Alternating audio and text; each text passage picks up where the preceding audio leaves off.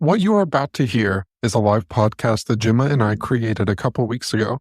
You'll hear questions submitted by listeners, and some are asked by listeners who are tuning in live.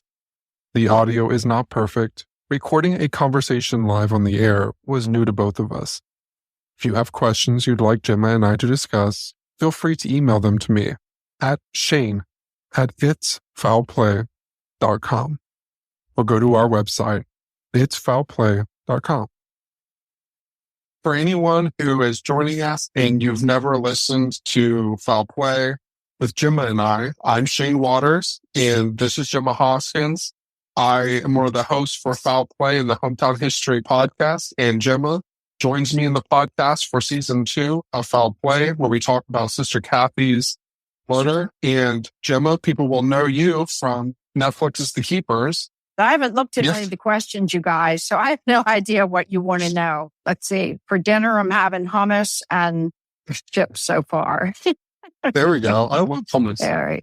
Gemma, for the people who are joining us who may have never seen The Keepers on Netflix, why don't you explain what The Keepers is about and a little about Sister Cathy's murder? For the 2 people in the world that have not seen The Keepers, I looked at the list. Everybody's seen The Keepers. But anyway, I don't mean to make this funny, but there's always got to be some levity, right? The Keepers is this Netflix series about the murder of Sister Cathy Sesnick. She was my high school English teacher. And the reason we believe she was murdered is because girls who were being abused by adults in the building, adults plural, mainly 2 priests, went to her and told her what was happening. And we believe that, I hate to say it this way, but she was collateral damage because Cathy would have done the right thing. I believe she did tell the authorities and she did tell her supervisors, but there's a huge cover-up, as has happened for decades in the Catholic Church. And we also know that law enforcement was involved in some of the abuse and possibly the murder. So where could she turn? So if you haven't seen The Keepers, it's still on Netflix. Do not get the DVD. If you get the DVD, it's going to be a pirated copy, which probably won't be good quality, or it will be an incomplete copy because partial copies were sent to the media. Like, Shane, you may have gotten one, right? That didn't have every episode on it. No, I didn't. That's because you jumped in and did an interview with me before you were supposed to. That's why you didn't get the DVD. Anyway, But actually my Keogh classmate, Abby Schaub, she and I had been looking into this for several years before the Keepers filmmakers even came to Baltimore and decided to do this documentary. So once they got a confirmation from Jean Weiner, the story is mostly about her. Abby and us are the narrators that kind of tie it all together. But Jean was being abused by the chaplain, Joseph Maskell. And when Cathy was murdered, he took her to see Cathy's body. And I believe that was to threaten her into silence. So Jean is an amazing woman, and she really is the reason that we're doing all this, because she and the other Keogh women deserve justice, and we deserve to find the answers. And she did go to Cathy, and Cathy confronted Maskell, and Cathy disappeared and was found 2 months later. In a nutshell. That was a really good nutshell, to be honest with you. I'm sure you get that a lot. People wanting you to give an overview about The Keepers. For anyone who has already seen The Keepers, what would be your quick summary of updates since The Keepers aired? Oh, my goodness. Okay, Shane. So that'll be 4 years in May, if you can believe that. And I do think we know more now than we did when we were making it. Abby and I have gone our separate ways. She's not involved anymore in the digging for answers, but she does a yeoman's job following legislation around the country on the statute of limitations for sexual abuse. And she also is very active as an advocate for survivors. So with that said, I have continued trying to find people, and most of the time on the phone, the old-fashioned way. And Shane, you and I have done 60 episodes that include a lot of people. How many is it? About 60? Yeah. 2 years ago? Right. Yeah. Yep. And so the people that Shane and I talked to were individuals who were not ready to report their abuse, but once the keepers came out, they either reported it or came forward to talk about it. And we've interviewed them. We were able to find, Shane was able to find the hunter who found Sister Cathy. That was a pretty crazy way. He sent him a letter and the guy actually called him and answered an old-fashioned letter. We've talked to a lot of families of people who were abused, or people have come forward with a lot of information. I wrote a book, and it's not a retelling of the keepers. So if you want a retelling of the keepers, don't buy it. But it does give my theories about what happened and about who I think did it. Now, again, they're theories, because I don't know if everybody understands that the only way to solve a cold case is either an eyewitness or a confession or DNA. And guess what, you guys? All three are possible, but none of them are likely.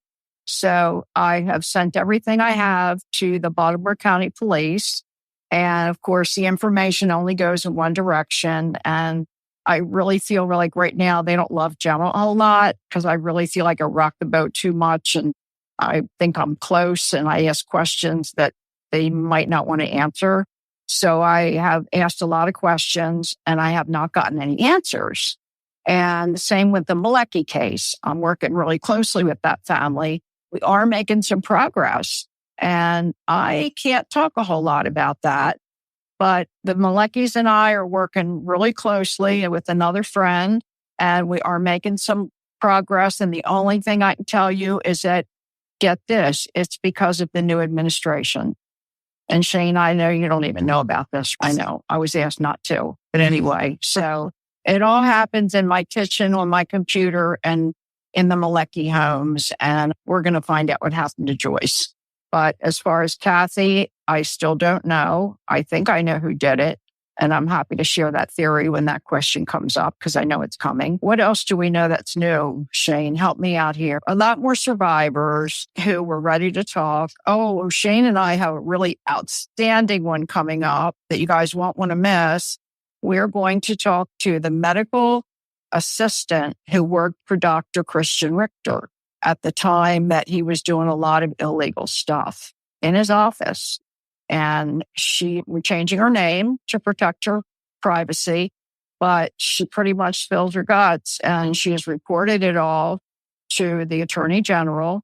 And again, this is a good time to say that if you know something or you've seen something, you have to speak up. I can help you get in touch with the right people, but there's a criminal investigation going on in Maryland right now. They're in about 2.5 years going on right now. And they are taking reports and information by phone, in person, or you can connect with the guy by email about any abuse by clergy or people who were connected with them. And I think what's going to happen is that is going to lead us to who killed Sister Cathy. Because a lot of the people that have reported have information about Cathy as well. So they're sharing all of that with the Attorney General, Brian Frosch's criminal investigator. And I can help you guys get in touch with him if you need to. His name's Richard Wolf. I forget what your question was. Oh, what has happened since the Keepers lied? I moved to be safer, which I know I have a big personality. I say what I think, but there's 50 people online right now. I think you would all protect me if I needed you to. And I would just get in the middle of a big crowd and you'd all put masks on and hide me. And so I'd be okay. I don't mean to sound funny about it, but our director always said, the more public I am, the safer I am. And I said, what if I get killed? And he said, at least we'll know who did it. Ryan. One of the other things that we broadcasted through the podcast was we know that the police, the night that Cathy had disappeared, or at least the following night, knew about the abuse at the school because of what she was. That was a really good one. That was a bombshell, wasn't it? You want to talk about that, or you want me to? Why don't you go ahead? Okay. I was hoping you would say that. Okay. So we have a friend who came forward when she saw the Keepers. She was a friend of Cathy and Russell, very good friends with Russ. She was a year ahead of me at TO. Now, people think it's strange for students to hang out with their teachers. Yeah, but in those days, it wasn't.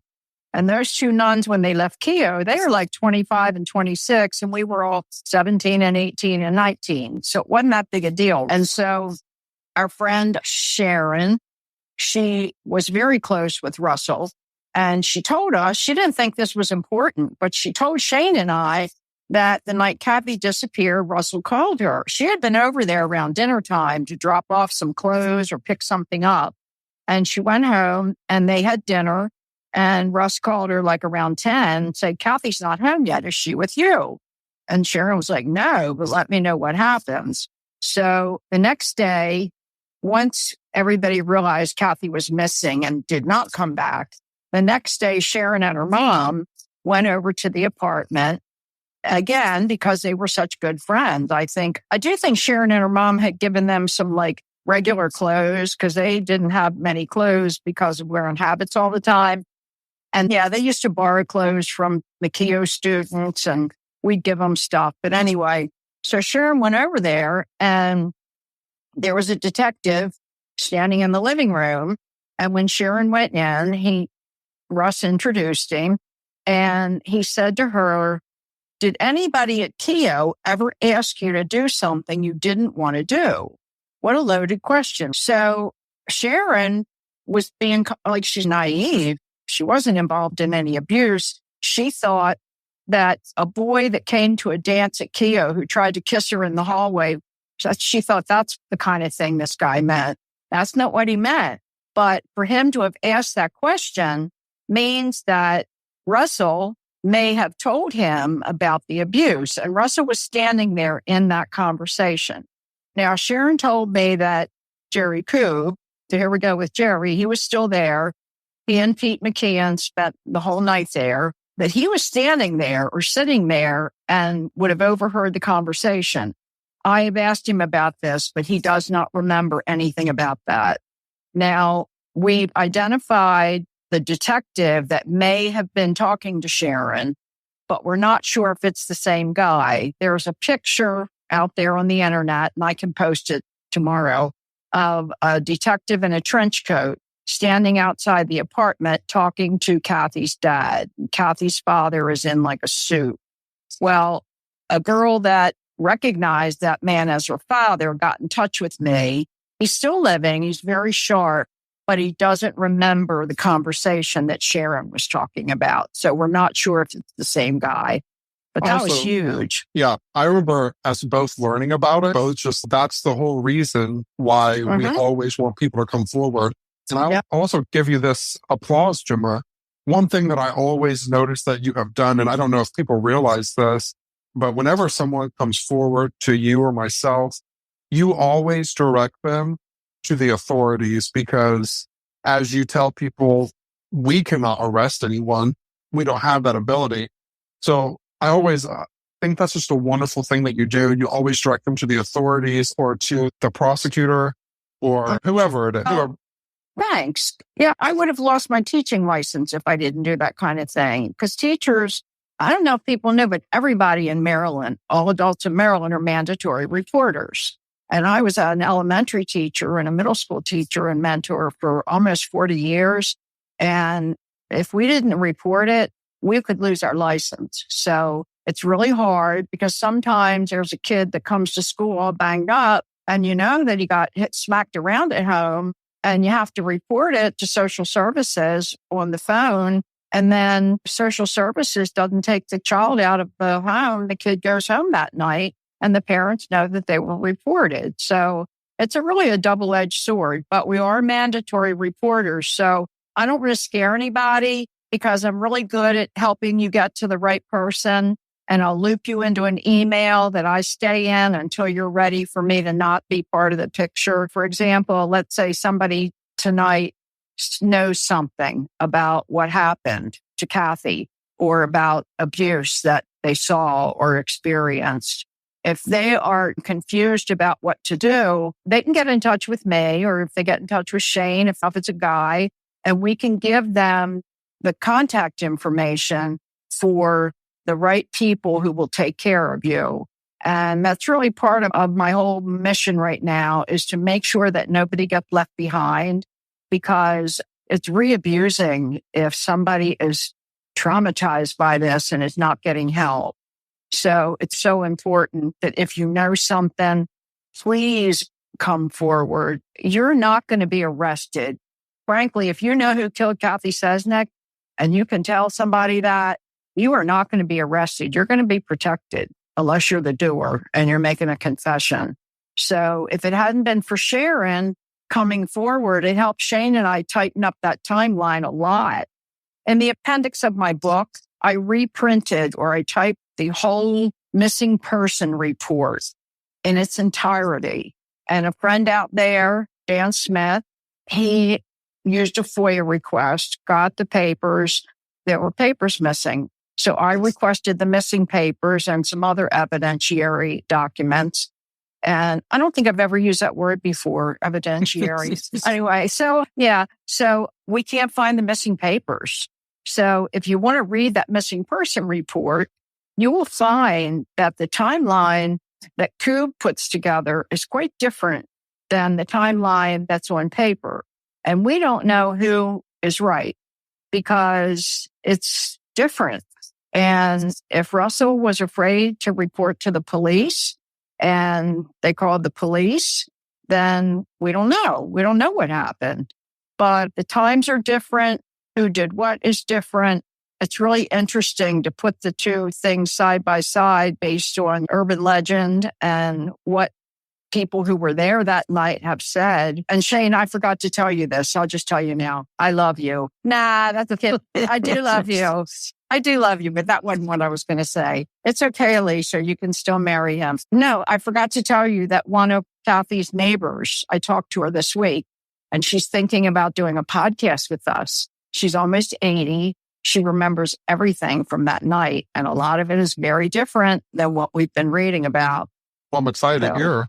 I know. She's sharp as can be. I know. I told her what I was having for dinner, and that's no good for your diabetes. You have to eat something that's more balanced. And I was like, geez. Anyway, so we have some really interesting new people coming up. And the fact that they are willing to tell their part of the story, it makes the puzzle bigger, but it does put some pieces in for us. That's one more cool thing, Gemma, is when we started doing the podcast together, we just thought we were going to just allow people who were survivors have the opportunity to tell their story when they weren't ready to tell it during the Keepers or they hadn't come forward. That turned into a quick 60 or something episode. We were releasing them every week.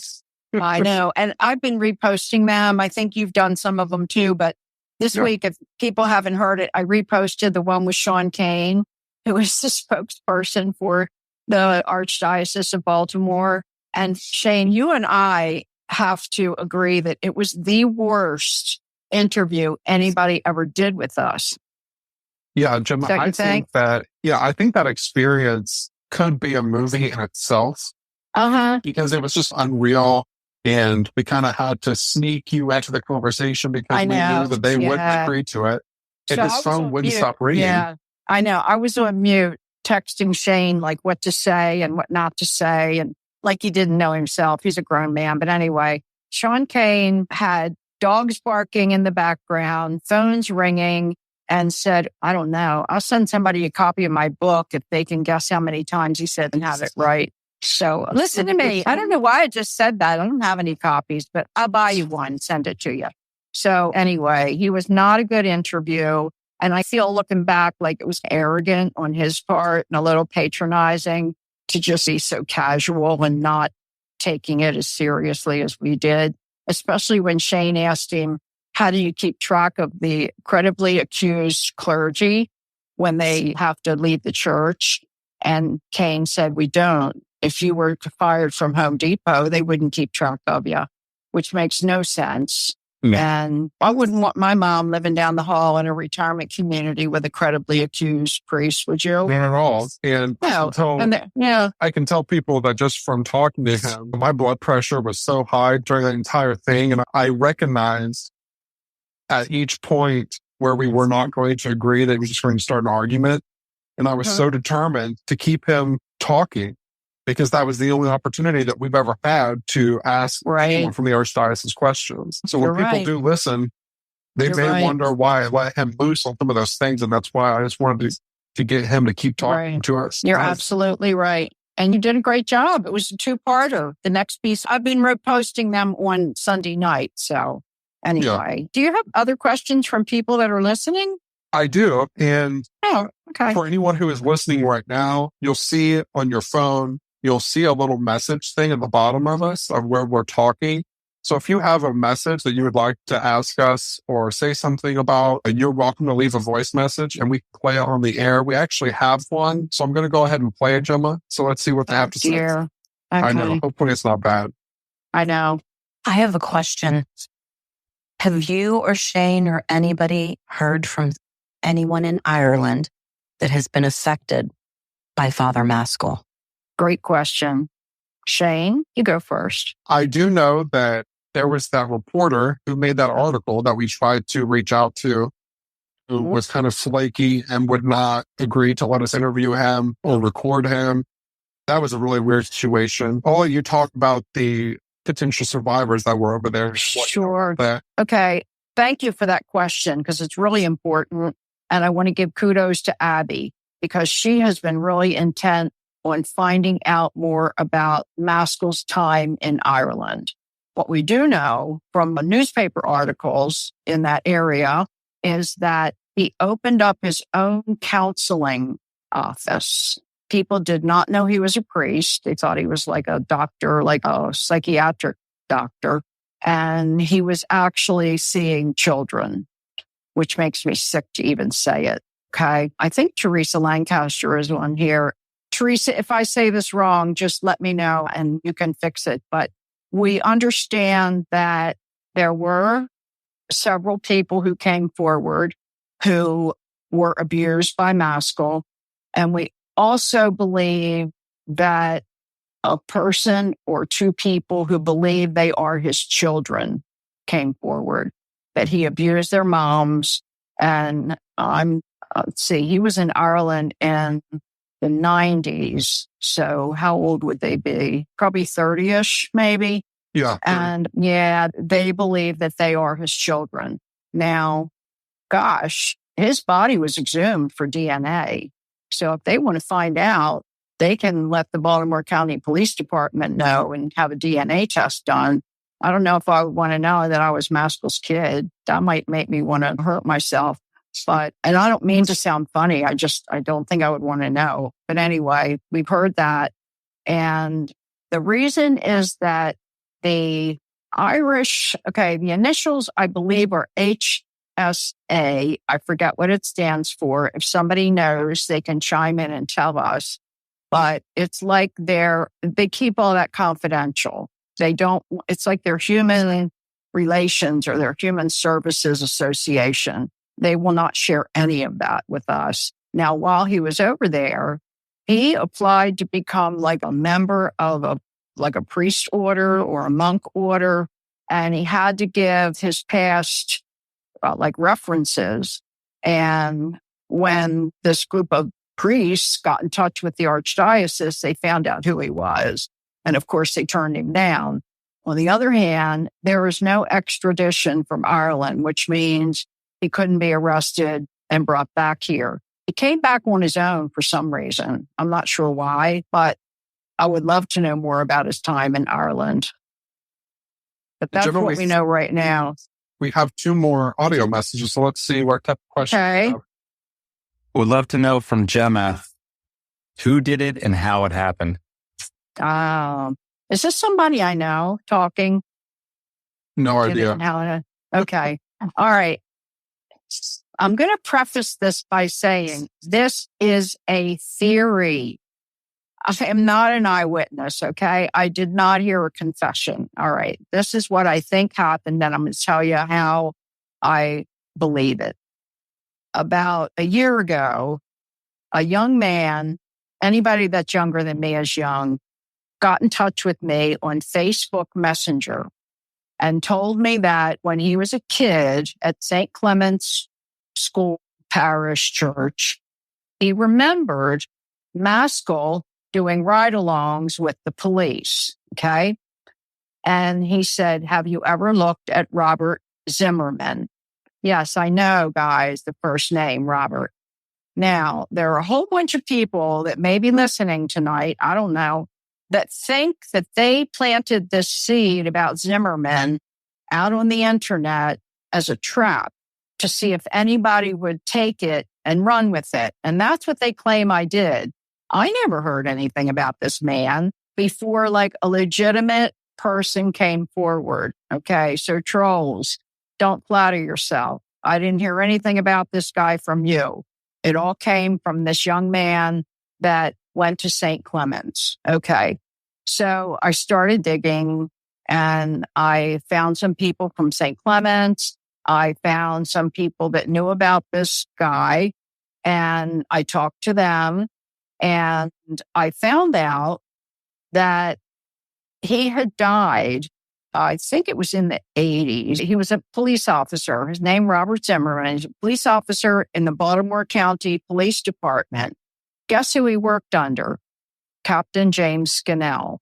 Okay. You all know who that is. The guy I offered the crab cake to and then made a face in the camera. That guy. He's dead now. But his family doesn't like me. I wouldn't like me either after, what we've learned about him. Anyway, he worked with him. So he was killed crossing the street in Catonsville. It was raining. He was on duty, like walking duty. And I'll get back to why I think he killed Cathy, but this is the thing. He was standing on the yellow line. A car hit him going east and threw him into the pathway of a car going west. So, of course, I look up who the people are hit him, right? I'm thinking maybe they were brothers of somebody he abused. So they were not. They were normal people and they had nothing to do with the rest of this story. But he wasn't on duty. He was crossing the street to go in the liquor store and cash a winning lottery ticket. Now, he was in the hospital with shock trauma, I think, for days before he died. And guess what, you guys? The lottery ticket disappeared and his cop buddies probably took it, had a party or something. I don't know. But anyway, I've talked to so many people about him and I have his picture and I looked him up. And when I opened the article about him, the article was about the Fraternal Order of Police. It's called the FOP. Guess what they call each other? Do you know what they call each other, Shane? Brother. They do. And I opened it up and it said, FOP honors fallen hero, Brother Bob Zimmerman. And I'm like, holy shit, we've been thinking clergy. Maybe it is a cop, Brother Bob. Okay, so the next thing I do was I thought about my Keo friends and not wanting to harm anybody. I sent a handful of them who had been survivors of Maskell. And I said, I came across this name. I have a picture, but it's totally up to you whether you want to look at this person. I know how many of you are looking him up right now, Robert Zimmerman. He is nasty looking. So I sent this out and 4 of them responded and said they would like to look at him. They all recognized him. One of the people that recognized him was Jean. She said she is not ready to say he's Brother Bob. So friends, I am not saying that. She said, I am not in a situation that I remember enough to say that he is. The other 3, we don't know of anybody else who called him Brother Bob or heard the name Brother Bob except Jean and now the Fraternal Order of Police. So what I think happened was that he was involved in her murder. I actually got at my nerve and I called his first wife, who, very nice lady, but doesn't want anybody to know she's connected with him. She must have called me back 5 times with more information. And all this is in the last chapter of my book. And I know when you get to that chapter, it says, yeah, I know you looked ahead. You're not supposed to do that. You're supposed to read the book first. But everybody's laughing because they all looked ahead. So if you want to buy the book just for the theory, good on you. So she told me what a monster he was. I actually talked to her again yesterday. I feel very sad for her. Her son just died. She's truly by herself. And my heart breaks for her. But he was not a good person. And he did not do things he did to her were horrible. And she said, what could she do but call the police? And all his buddies would show up in their cop cars and they'd all be laughing in the driveway because to call the police means they're going to send his friends over. So I have a whole list of officers' names, to be honest with you. And I'm not going to share any of them. I've shared them with the police. And if he was involved, it wouldn't surprise me because I think he was totally capable of it. She told me he had some very strange tools, custom made. And we know that Cathy died of blunt force trauma. And I don't know who has a semi-automatic in their front closet in case the shift gets rough at night. So I have a theory that it was him. I don't know if he meant to kill her, but I do think he was involved in it. Okay, I'm trying to protect everybody's privacy, okay? Please don't message me and say, is her name such and such? Because I'm just going to say no. And I want to live. So I think that he possibly did not mean to kill her. And I think things really got out of hand. I do believe now I have a copy of Cathy's autopsy, which I refuse to share. And some copies of this have gotten out on the internet, but I want to reassure everybody it wasn't because of me. I don't think I've even ever shown it to Shane. And I can answer questions about it, but she was strangled and she was hit in the side of the head. Now, the autopsy indicates one head wound, not two. I know Tom Nugent thought there was a hole in the back of Cathy's head. It was on the side above her left ear. And she also, in your neck, guys, there is a bone that protects your throat. It's called the hyoid bone. And it has like little crown on top, like a little thing that's pointed. And one of those crowns was broken off. That can kill you, but it doesn't have to. So if somebody got into Cathy's car by force at her apartment when she returned from Edmondson Village, I think somebody else got the back seat. And I do think it's possible that they may have strangled her to make sure she was unconscious, because a witness outside that night saw a woman trying to get out of a moving car going down the road adjacent to the Carriage House Apartments and somebody pulling her back in. So it's my feeling that somebody was in the back seat, and if they pulled her back in, quite possibly could have strangled her to the point where she wasn't conscious just to keep her from fighting. Because you know what, guys? Cathy was not a wimp. She was pretty feisty and she was smart. She would have used her resources. She wasn't a big person. She's smaller than I am and shorter and thin. But I do believe that she would have fought to survive. The other thing I can tell you about the autopsy is that there are small abrasions there were on the back of her neck that would indicate possibly that someone was holding a knife to the back of her neck, like a number of small cuts, not enough to wound her mortally, but enough to probably keep her from moving around. So I think that the head wound was probably after the strangulation. And those two kinds of attacks are very different. Strangulation is usually a crime of passion. And the head wound, I would think, is somebody who they're going to administer the final blow that would probably kill her. But that's my theory, is that Zimmerman did it. I don't think he was alone. I think that if Billy and Edgar were involved, and we know that they both came out with blood on their shirts, that maybe they were like the cleanup crew or they were the enforcer. I know Debbie Young sometimes called Ed like the enforcer, like he would be the one that would hold somebody down. And Maskell traveled in this huge network of bad guys and high-ranking people in Maryland and the city. So he probably could have found whatever he wanted to find, whether it was thugs or a high-ranking politician to protect. Gemma, there are some more questions, so let's let people ask those questions again. There have been some pretty high-profile cases that have come to the public's attention in the last couple of years out of the Baltimore area. I think specifically of Sister Cathy, obviously, and the Adnan Syed case. Do you think that this is an indication of some of the concerns that you've spoken about with the handling of cases in the Baltimore, Maryland area with the police and state's attorney's offices, et cetera? Would love to hear your feedback on that. Okay. And again, this is just my opinion. And I have to be honest with you.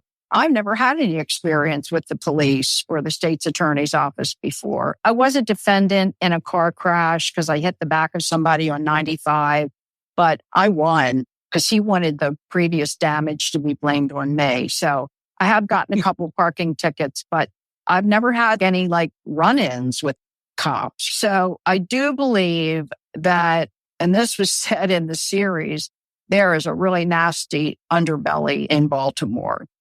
And I think that it's been going on.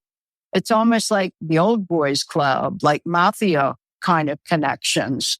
And I grew up in a family on the Baltimore City County line that was in like a really nice not a nice neighborhood, but like a real average row houses with a playground behind it, the West Hills neighborhood near Route 40 West. So we weren't exposed to a lot of rough stuff. And I lived in the city when I was in my 20s and did the city girl thing, and I was still pretty safe. So I think that, yeah, there is a lot going on that's not acceptable, but I don't know that's characteristic of just Baltimore. Now, Baltimore does have the unfortunate title of being like the homicide capital of the world. Nobody really goes to Baltimore for entertainment anymore. And when I was younger, when I was like in my 20s, we used to go to Fells Point and Canton and all different places hanging out. And you'd come home at 2 or 3 o'clock in the morning and you'd walk from your car and you'd be perfectly fine. But I think that there was stuff going on. And I do think that there are bad cops. And I think Maskell found some bad cops. Now, I'm going to give you real quickly. We know that a politician named Mamie DePietro, who was named publicly as an abuser, he was a high-ranking politician, and he's dead, but his name is in print. He kept a really horrible bar from shutting down, where there was a lot of really illegal drugs and weird sex and all kind of crazy stuff going on inside. It was called Cicero's on the East End, on the east side of Baltimore. And he was the one that kept that from shutting down. So I think it's there. I think the generation before mine, like my parents' generation, they probably knew about it. It was just something that was just accepted. Now it seems to be more street crime, not like this planned network stuff. Okay. That was a good question. We do know that there was corruption at the time of Cathy's murder. We know that because of the survivors and everything they've told us. So that didn't go along with this question, but let someone else give us a question. Okay. Joyce Helen Malecki also disappeared shortly after Sister Cathy. Did they ever link those two together? Okay. The connection between Cathy and Joyce is that Keogh is not far from where Joyce's family lived. Okay. The police believe the crimes are connected. They also believe that 2 other crimes are connected to those 2, and maybe 6 altogether. But Joyce was not at Keogh. She went to Lansdowne High School. So when I was at Keogh, when Sister Cathy was there, if I was 17, Joyce was like 20, and Cathy was 26. So Joyce did not know Cathy. There was no reason for her to. Okay. However, St. Clement's was the church that the Maleckis attended, and that is the same church where Joseph Maskell was the assistant pastor. So that would be the similarity. Now, Tom Nugent has mentioned that the Maleckis made like sponsorship on the yearbook, you know how you sell $10 ads, but that doesn't really tell us anything. Because somebody could have knocked at the door and said, I go to Keogh, will you buy an ad for the yearbook? And they could have said yes. Maskell did send them a Christmas card, but he probably sent everybody in the parish a Christmas card, right? So there's no family connection. The connection would have been St. Clement's, and that he was living there and he was working at Keogh. A lot of people don't understand that the priest did not live at Keogh. There's no rectory there. That's a house that priests live in. The nuns lived there. So Joseph Maskell was living at St. Clement's Parish. So those of you that know about Charles Franz, after his mom reported that Charles had been abused, the diocese reassigned Maskell to Keogh. But at the end of the day, he still drove his car back to St. Clement's to go and live there. So he could have been around kids in the afternoon. At around the same time, that old rectory, which sits over there near the St. Clement's Church, was being sold so a new one could be built. So Maskell then went and lived at Our Lady of Victory Parish. And there was abuse that went on there when he was living in that rectory. So that's how the two are connected. My gut is telling me that Joyce saw something or knew something. And when I talked to her family in the last year, they told me that they heard, I think, Shane, you were with me when they said this, and that would have been almost 2 years ago now, that they heard that Joyce said to Joseph Maskell, if you touch my younger sister, I'll kill you. Do you remember that, Shane? Yeah, I do. And yeah, Maskell didn't like to be told no. And Joyce's feistiness was probably like Cathy's. And if a woman told him no, and I'm not saying that the survivor said yes, but I believe that he used drugs, alcohol, and manipulated their minds so that they were just beside themselves. But I think as older adults, if Cathy and Joyce said no to him, he would be like, okay, they're going to be in the collateral damage column because I'm getting rid of them. And so I think it could have been something like that. Yeah, also when we learned that during their time in Baltimore, most recently, we also learned that the police at the time believed that the person who drove Cathy and Joyce's car was driving with both feet. That was another interesting connection. I forgot about that. Should we explain what that means, Shane? Yeah, go for it. Because some people are going to, what are you talking about? Okay. When Cathy's car was found, there was mud on the brake, but not the gas pedal. So if the person that was driving her car when they brought it back to the apartments, drove with their right foot, they would put the right foot on the gas, then they put the right foot on the gas pedal, on the brake. There would have been mud on both. There was mud on one and not the other. So that would indicate that maybe the left foot had mud on it and the right foot didn't. But we do believe that the car went into a muddy area.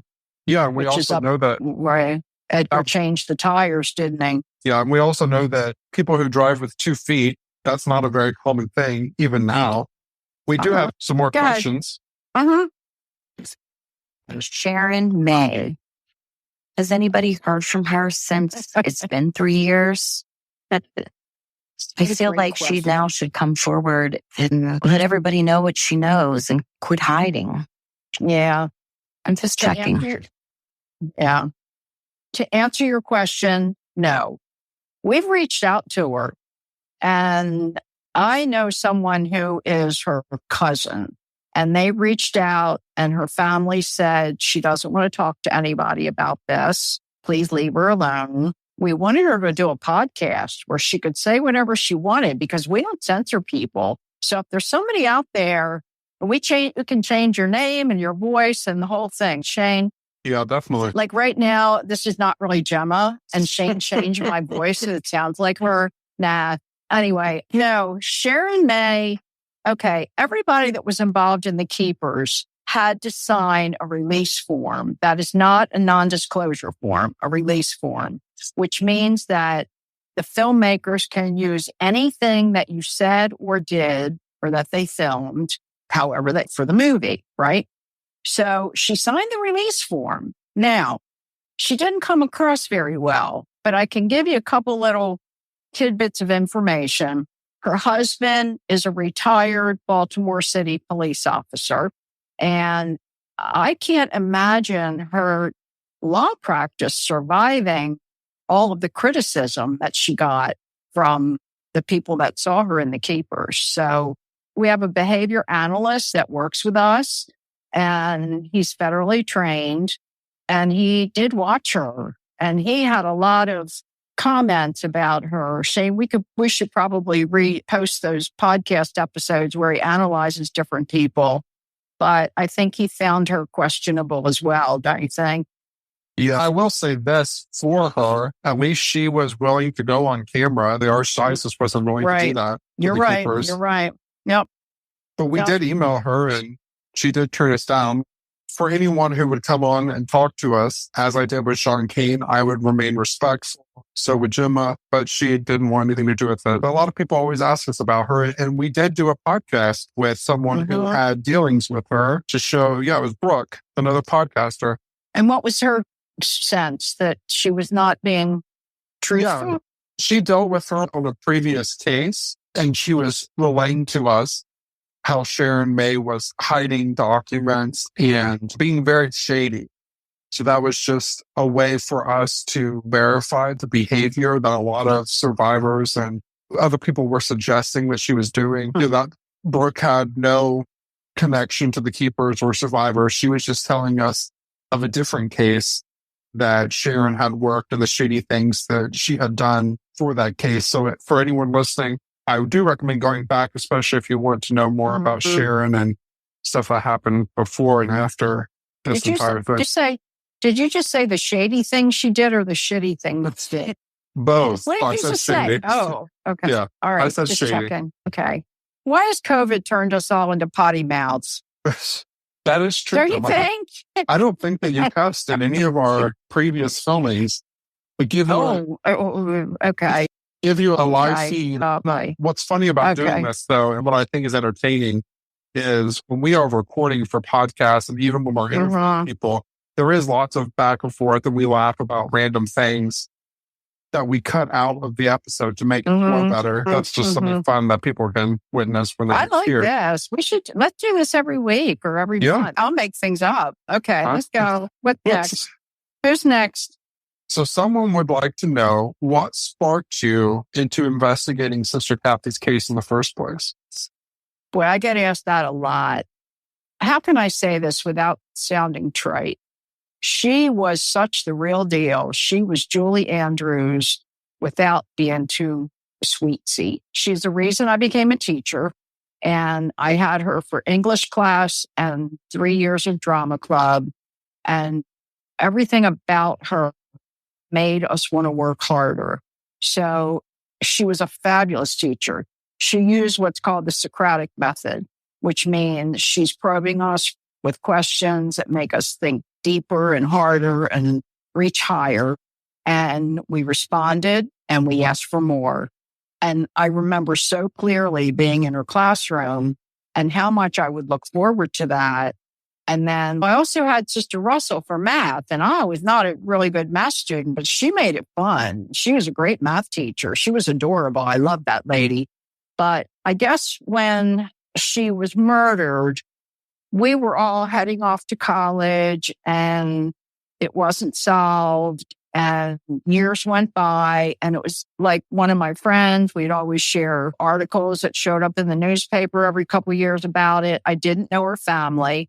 And then when Tom Nugent, and again, this is in my book, Keeping On, How I Came to Know Why I Was Born, available paperback, ebook, and Audible now. So you'll get to listen to this voice for 8 hours. Would that be exciting? I know. I was so embarrassed listening to myself, I had to turn it off. But anyway, so there was always this thing like in the back of my mind. And when Tom Nugent was getting ready to write his story, Who Killed Sister Cathy, he was literally going through yearbooks and just trying to find phone numbers. And he found mine and he reached me and we talked and he asked me if I'd like to contribute to the story. And I did. And I talked about what an impact she had on my life. So that was in 2006. I can't believe that. We kept in touch off and on over the next couple of years. And I finally said one day, are you coming back to Baltimore to finish this story? And he said, yes, I am. Let's meet in September. And we did. We drove around and looked at everything, where everything happened. And he decided if he couldn't get his next story published, that he would do it himself. So he started his own. It's called Inside Baltimore. and it's like a blog, but he couldn't get that Sister Cathy story published. Finally, the city paper published it.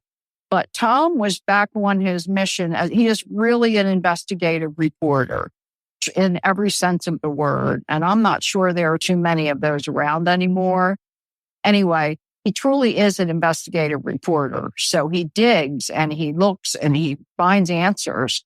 So it was a joy working with him. Now, I talked to him a few months ago, and he's really pulled back on all of this. He has chosen, the whole story has taken its toll on so many people in terms of health, mental and physical and emotional well-being, that a lot of people are they really just don't want to deal with it anymore. So he's not written any more about it recently, but he's really the impetus for my involvement. And then once I got involved and we set up the Facebook pages, and I reached out to ask if any Keogh women heard anything about the abuse or about Cathy and would want to talk to him, and people came out of nowhere and the numbers just kept growing. And so he interviewed a number of them. And then a Keogh colleague is Ryan White's. He's our director from the Keepers, his aunt. And she sent him an article and she said, what do you think about this as a documentary? And he came out from Los Angeles and met with Jean several times. Jean's family really vetted him. And he told me that if she hadn't made the commitment, they weren't going to go forward. So once she said she'd be okay doing it, and as long as we were all protected and we had oversight on what we were asked to do, that's when they got in touch with me. And of course, I talked to everybody. So I rallied the troops, and that was the beginning of it. And they just came back for about a week every month, and they financed most of it themselves until investors started seeing what they were doing and provided the money for them to finish it. They have so many great documentaries. If you guys want to find out about them, just go to Tripod Media and you get a long list, and award-winning. The Keepers was nominated for, let me make this, what is it, an Emmy Award because it's on TV. Yes, Academy Awards are on movies. This is an Emmy Award. So that's how I got interested, and I don't see myself stopping. I work on this every day, not all day, because I really believe that I need balance in my life. I'm very right-brained, so I paint, I write, I do house projects. I have my dog, who's sound asleep right now. And amazingly, because I'm on the phone, I leave time for people in my life. I have a wonderful support system. Most of the people that are listening tonight are part of that and know it. And I appreciate you so much. So let's go ahead and stop it here, Gemma. Okay. Thanks, everybody.